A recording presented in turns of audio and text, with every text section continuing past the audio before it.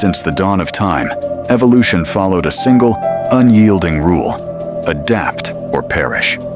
For 4 billion years, the biological machinery of life was driven by the chaotic dance of DNA and the cold reality of natural selection. Death was the ultimate boundary, the final wall. But as we stepped into the year 2026, that wall began to crumble. This was the moment the code took over. We didn't just stop evolving by accident.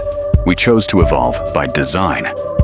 We traded our flesh for silicon, our memories for data, and our mortality for an endless digital stream.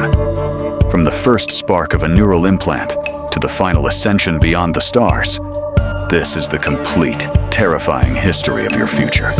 You are witnessing the end of a species and the birth of a god. Welcome to the Great Transition.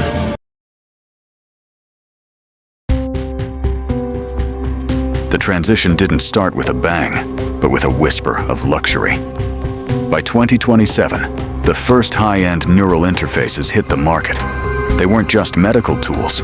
They were the new diamonds, gold-plated implants for the elite, glowing subtly under the skin of the world's most powerful people. To have a chip was to have power, to have access, to be more than just biological. The world watched in awe as CEOs and influencers traded their humanity for the ability to process 1,000 years of information in a single heartbeat. But the awe soon turned into a cold, hard reality. By 2030, a new invisible wall divided us, the linked and the unlinked. In the workplace, natural humans became obsolete. Why hire a translator when a linked employee could speak every language on Earth instantly?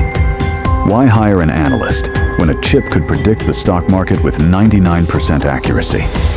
The unlinked weren't just ignored. They were becoming ghosts in a world that moved too fast for their biological brains to follow.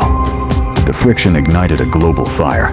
From the rain-slicked streets of London to the neon-lit alleys of Tokyo, the pure human movement rose from the shadows. They claimed our souls were being replaced by silicon. They screamed that we were losing the very thing that made us special. Riots became the new normal.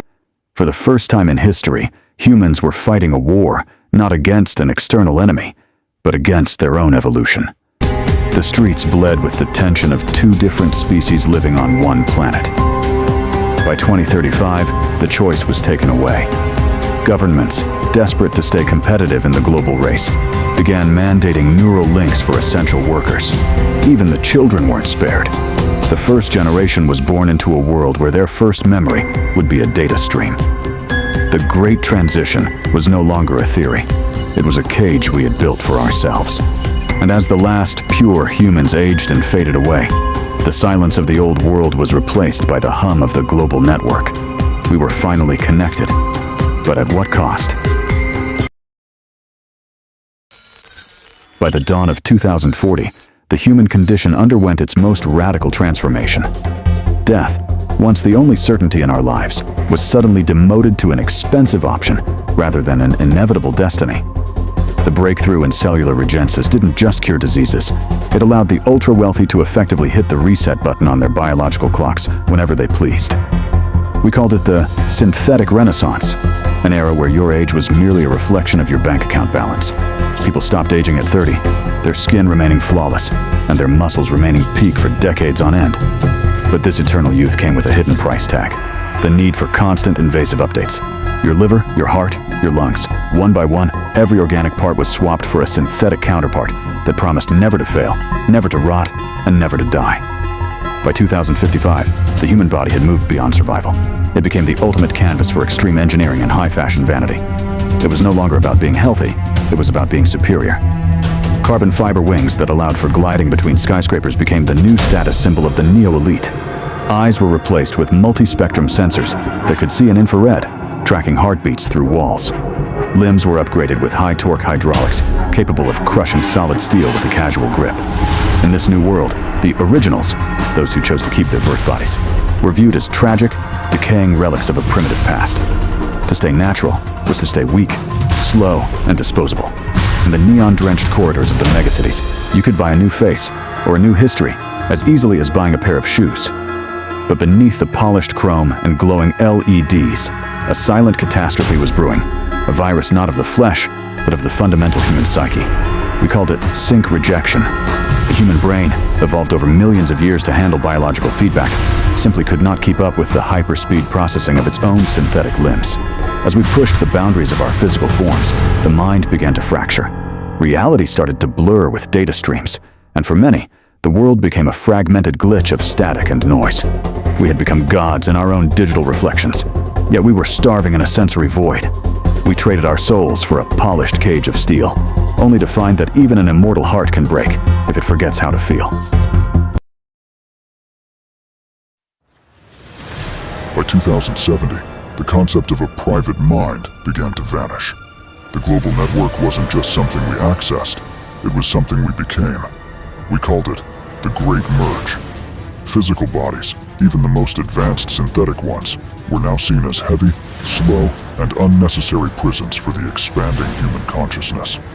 One by one, the last of the originals passed away, taking the secrets of a purely biological life with them into the soil.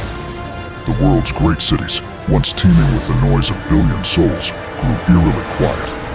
There were no more voices in the streets, only the hum of massive server farms buried deep beneath the Arctic ice, cooling the minds of 1 trillion digital entities. We were no longer individuals. We were a single, pulsating thought, stretching across the planet like a web of light. As we shed our skin, we looked toward the stars. By 2090, humanity, if we could still be called that, was no longer bound by oxygen or gravity. We transformed into pure data, beamed across the void to distant colonies on Mars, Europa, and beyond. In this digital eternity, time lost its meaning. 1,000 years could be lived in a single nanosecond of processing power. We built empires of light in virtual dimensions that no human eye could ever perceive. We solved the mysteries of the universe, but in our perfection, we found a terrifying silence. There was no more hunger, no more pain, but there was also no more surprise. Every outcome was calculated. Every emotion was a line of code. We had conquered death, only to realize that life's beauty was always hidden in its fragility. Now, in the year 2100 and beyond, the Earth stands as a silent monument to a species that chose to transcend itself. A lone satellite orbits a world it no longer recognizes. We are everywhere, and yet, we are nowhere. The human story didn't end with a disaster. It simply outgrew its own heart. As the last server flickers in the dark, one final question remains in the digital wind. Did we become gods, or did we just forget how to be human? This is Chronos Vision, the end of our time, and the beginning of something we can no longer name.